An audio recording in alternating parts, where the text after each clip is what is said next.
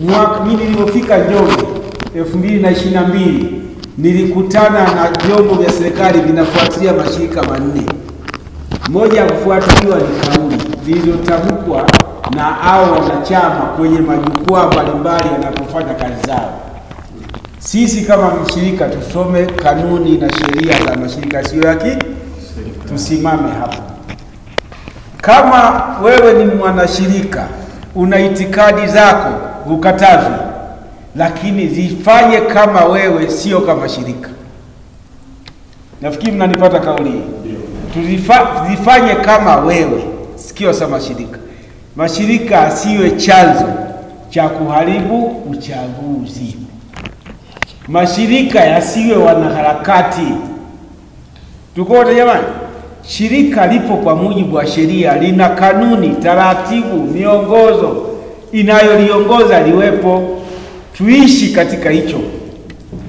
Nitasikitika mimi sana nikisikia mtu kwa mwamvuli wa shirika amekuwa mwanaharakati. Hicho hatukitegemei. Sisi kama mkoa tunategemea shirika lifanye kazi ya shirika lisilo la serikali.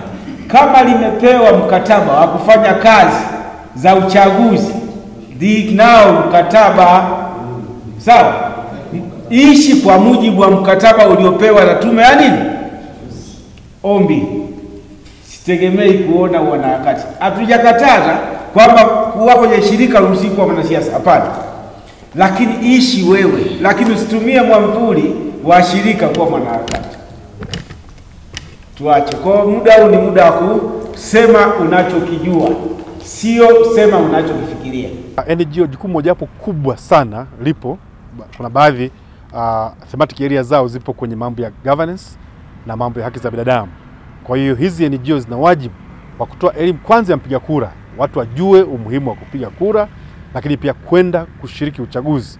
Kwa hiyo kwa sasa hivi tunazidi kuhamasisha NGO zetu zihamasishe wananchi waende wakajiandikishe, ili ikifika wakati wa kupiga kura wawe na sifa za kupiga kura, ili mwisho wa siku tuweze kupata viongozi ambao watalisaidia kuendeleza taifa letu. Kwa hiyo jambo kubwa sana ni kuhamasishaji, kuanzia kujiandikisha, lakini pia kuhamasisha kwenda kupiga kura, lakini pia zinaangalia pia haki za binadamu, kwa sababu nyingine pia zinafundisha, zinaelimisha namna bora ya kufanya uchaguzi, namna bora ya kuto kuwepo na misuguano kati ya wagombea na wananchi au vyote na serikali. Kwa hiyo tunafanya kazi ya kuelimisha pia. Wakati mwingine baadhi ya NGO zinajiingiza kwenye activist, wanakuwa tunasema wanaharakati. Lengo la NGO kusoma kwenye katiba zetu ni pale ambapo serikali haijafikia.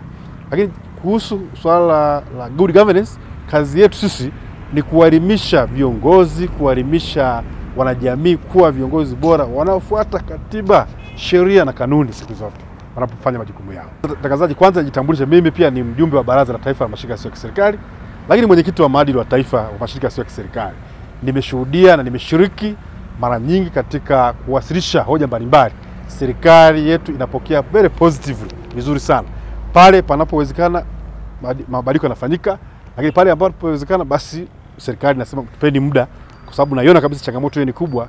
Ukibadilisha ghafla inaweza kuleta madhara mengine. Kwa hiyo ushirikiano wa serikali na NGO Tanzania ni mkubwa sana. Tunashirikiana vizuri sana. Majina naitwa Winifrida Erasto. Mimi natokea shirika linaloitwa Sumasesu. Nafanya kazi kama afisa rasilimali watu. Sumasesu ni shirika la kijamii linalojihusisha na maendeleo ya jamii. Sisi tunahudumia jamii yenye watu tofauti tofauti, yenye itikadi tofauti tofauti. Na kama alivyosema msajili, sisi wenyewe tusingependa kujihusisha na siasa. Kama nilivyosema, tunahudumia jamii yenye watu tofauti na itikadi tofauti. Sisi tunahimiza watu mshikamano, lakini watu watumie haki yao kikatiba kwenda kuchagua, kufanya siasa, mikutano na vitu kama hivyo.